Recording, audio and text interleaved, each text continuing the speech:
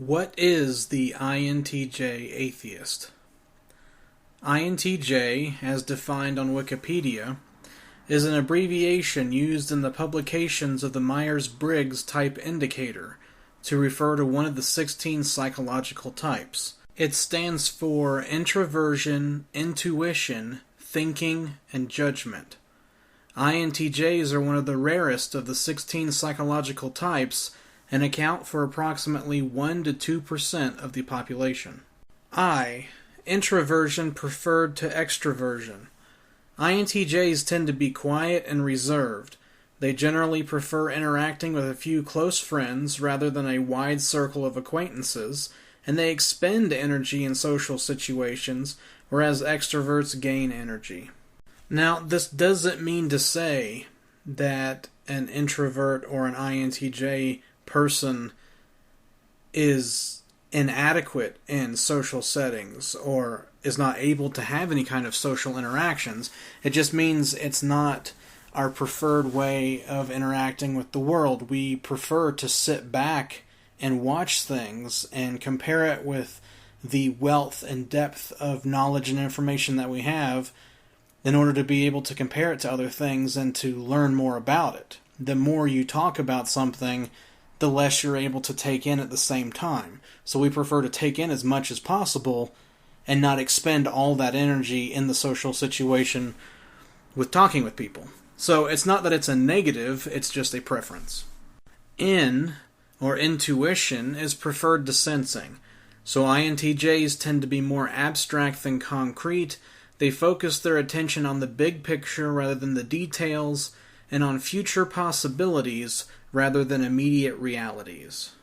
I think one of the concepts with religion is the fact of people who don't believe in religion are only thinking of themselves now to sin in the moment and don't think about their everlasting or universal place, or the fact that they're not looking at the big picture. And then also Pascal's wager about the fact of, if it's true and you're able to live forever, wouldn't you rather do that and just suffer a little bit now? The problem with that is none of those lines of reasoning work with an INTJ because we've already thought about future implications and big picture things. So those types of arguments don't really work with the way we think. Thinking preferred to feeling. INTJs tend to value objective criteria above personal preference or sentiment. When making decisions, they generally give more weight to logic than to social considerations.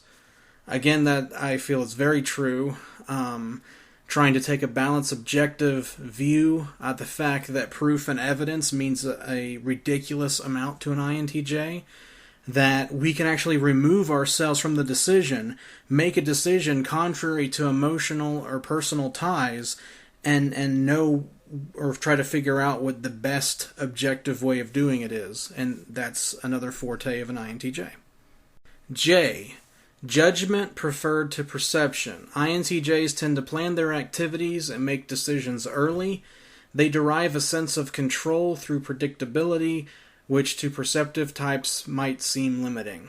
So that's why a lot of INTJs are in the fields of science, because of control and preferred results and being able to have predictive results and things turning out the same way every time. We really like that.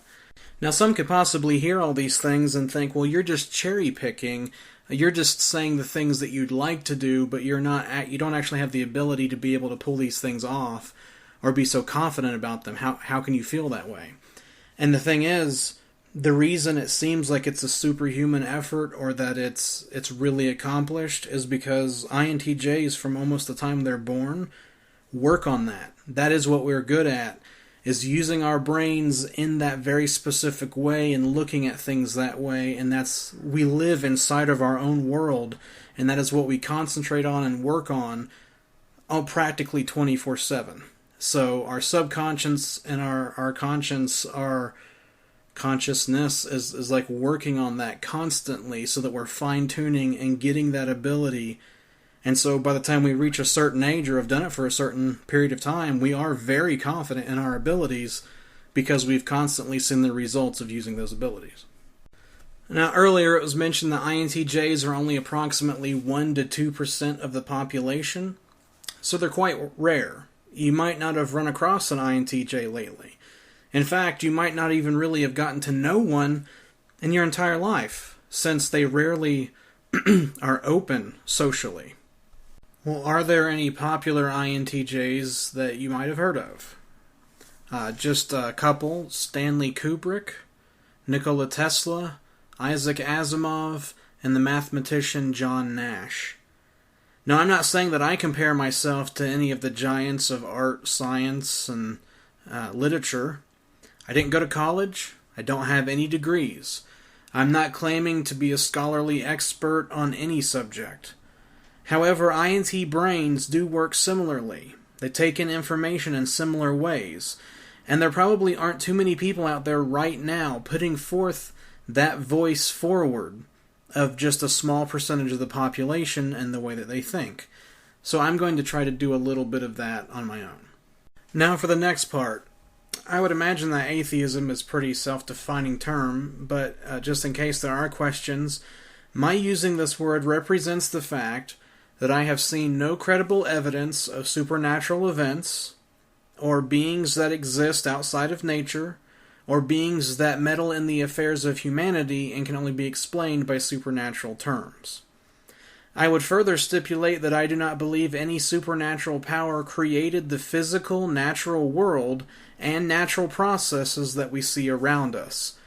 That's the very reason we use the word supernatural to describe it, which of course means of a manifestation or event attributed to some force beyond scientific understanding or the laws of nature.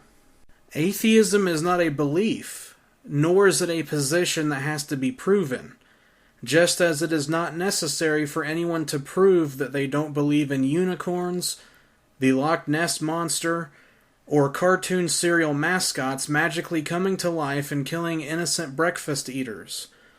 In all of those instances, the proof would be on the person making the claim to the positive. Also, because of the fantastical nature of these stories, then the more solid the evidence needs to be in order to be convinced. Hence, simply pointing to breakfast cereal existing, or the fact that a lake exists, or the fact that a horse exists, would not be enough to convince people that those other things in addition also exist. And even if it did convince some people, it still does not mean that it is real. You know, I have always been fascinated with research, with reading up about different things, with figuring out people, figuring out systems of thoughts, and to delve into concepts. I wanted to make this video channel to be able to share perhaps a different approach, or maybe just a little bit of a different thought process to the big questions in life. I really hope that you stick around to watch what I have to share.